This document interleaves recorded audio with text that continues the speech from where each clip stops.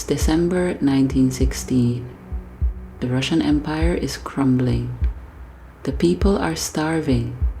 The war is being lost, and a body has just been pulled from the frozen Neva River.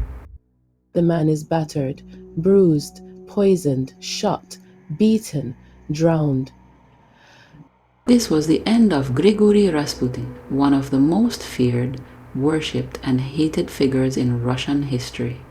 But to understand how this peasant mystic rose to power and why his death was so violent, so bizarre, we have to go back. Welcome back to The Curious Past. I'm Danny. And I'm Shan. Today we're unraveling the twisted tale of a man so powerful people thought he was immortal. A so-called holy man who wormed his way into the heart of the Russian royal family and whose gruesome death reads like a horror novel. Grigory Yefimovich Rasputin, peasant, mystic, confidant of the Tsar. How did this enigmatic figure, born in the depths of Siberia, rise to such extraordinary influence, only to meet a death shrouded in mystery and violence? This is the tragic rise and terrifying fall of Rasputin. Born in 1869 in the remote village of Pokrovskoye, Siberia, a world away from the opulent palaces he'd later haunt, Grigory Rasputin's early life is shrouded in folklore. He came from a poor family. His father was a coach driver, and Rasputin never received a formal education. He remained illiterate well into adulthood. As a teenager, Rasputin had what he claimed were divine visions. He believed he could see the Virgin Mary, hear saints whispering to him, and predict the future. He was intense, erratic, but magnetic. Word of his supposed healing powers spread. Some claimed he could stop bleeding, ease pain, or cast out demons. Was he a mystic, a prophet, a fraud? Whatever he was, people believed.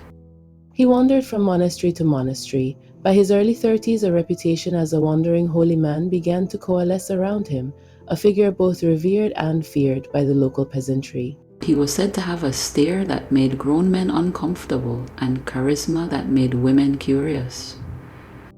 But it was the desperate plight of the Russian imperial family that would catapult Rasputin from obscurity to the heart of power.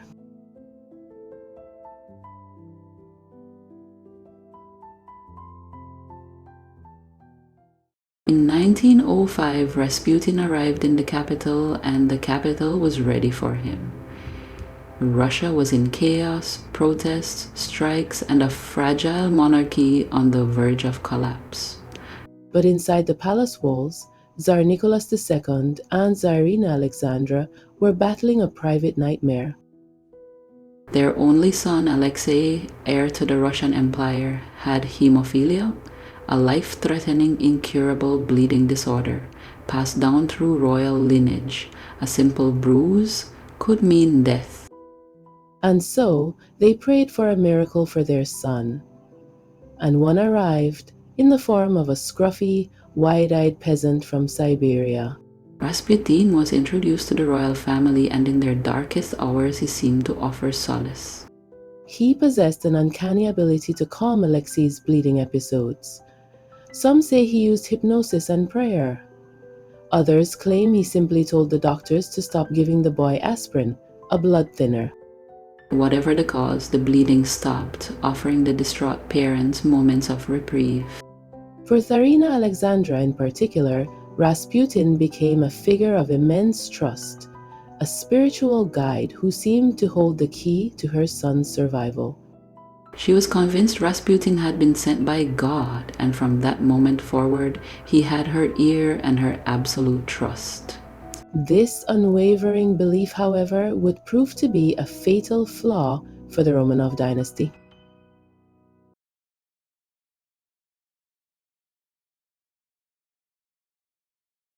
As Rasputin's influence over the royal family deepened, so did his reach into the affairs of state.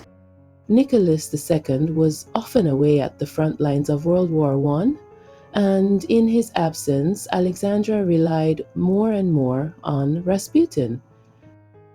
He offered increasingly erratic and often disastrous advice on political appointments and critically on the conduct of World War I, further undermining the Tsar's already fragile authority.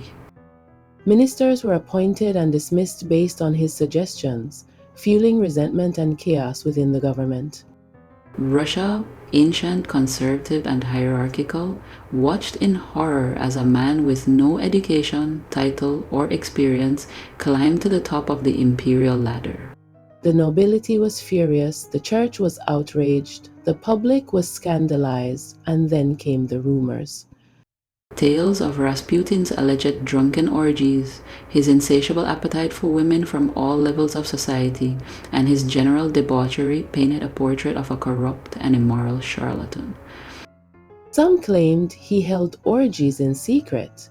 Others even accused him of sleeping with the Tsarina herself and secretly ruling Russia from behind a velvet curtain. The nobility hated him and the people feared him. Whether these stories were entirely factual or heavily embellished by his enemies, they ignited a firestorm of public outrage, casting him as a sinister force poisoning the heart of the empire. And so the knives came out. In late 1916, within the inner circle of the aristocracy, a desperate plot began to take shape. Prince Felix Yusupov, a wealthy nobleman, Grand Duke Dmitry Pavlovich, a cousin of the Tsar, and the fiercely nationalistic politician Vladimir Pirushkevich came to believe that Rasputin's influence was leading Russia to ruin. His elimination was the only path to salvation for the monarchy. Their plan was as audacious as the man they intended to kill. On a snowy December night in 1916, they lured Rasputin to Yusupov's palace with the promise of meeting the prince's beautiful wife. What awaited him was a deadly concoction of cyanide lace wine and cakes. But the poison had no discernible effect. Rasputin, seemingly immune, drank and ate, much to the growing panic of the conspirators. The plot, it seemed, had failed spectacularly. Desperate, Yusupov retrieved a revolver and shot Rasputin in the chest. The holy man fell, and the conspirators believed their ordeal was over. But Rasputin, with an almost supernatural resilience, suddenly rose, roaring in fury, and lunged at Yusupov. Then he tried to flee the palace. More shots followed, and then the men beat him, tied him up, and dragged him out of the palace to the Neva River, throwing him into the icy water.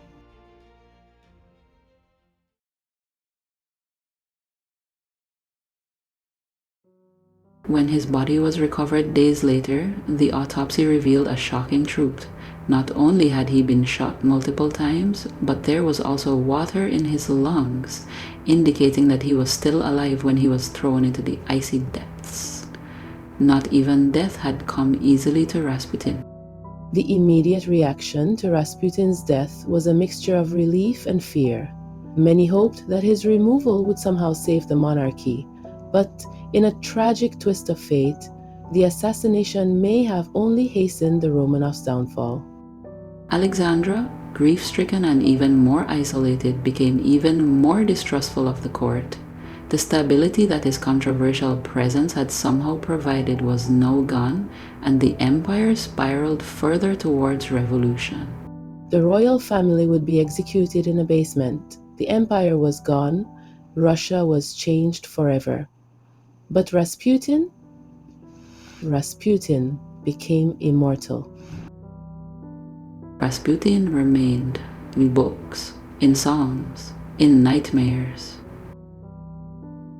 He has been called many things: the mad monk, the devil's priest, the healer of the air, a saint, a monster. One thing is certain, you don't have to be king to bring down an empire. Rasputin was the right man in the wrong place, or maybe the wrong man who arrived at the exact moment fate demanded him. And when the bullet stopped and the river froze over, all that remained was a myth, a name, and eyes that never quite close. What do you think Rasputin really was? Prophet, parasite, pawn? Let us know in the comments below. Like, subscribe, and hit the bell for more stories of power, betrayal, and mystery. Until next time, stay curious.